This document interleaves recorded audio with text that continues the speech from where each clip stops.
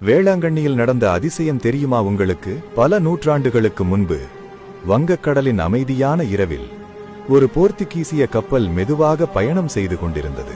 திடீரென வானம் கருமையாக மாறியது. கருமேகங்கள் சூழ்ந்தன. காற்று சீறியது. அலைகள் மலைபோல் எழுந்தன. கப்பல் தள்ளாடியது. மரக்கட்டைகள் கிறுகிறுத்தன. மாலுமிகளின் முகங்களில் மரணப் பயம். ராட்சத அலைகள் கப்பலை நுறுக்கத் தொடங்கின. கடவுளே, எங்களை காப்பாற்றுங்கள்!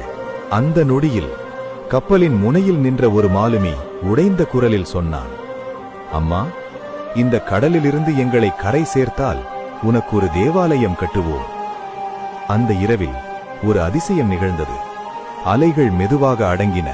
காற்றின் சீற்றம் குறைந்தது. வானம் திறந்தது. புயலின் நடுவே கடலில் ஒரு ஒளி தோன்றியது.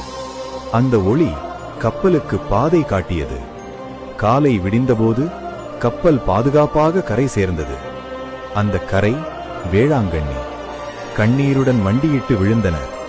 அம்மா, நீங்கள் எங்களை காப்பாற்றினீர். அங்கே நாங்கள் வாக்குறுதியை மறக்கவில்லை. அந்த கரையில் சிறிய செங்கற்கள், எளிய சுவர்கள், ஆழ்ந்த நம்பிக்கை. அங்கே எழுந்தது ஒரு தேவாலயம். அந்த தேவாலயத்தில் அவர்கள் அந்த தாயை அழைத்தனர், ஆரோக்கிய மாதா என்று.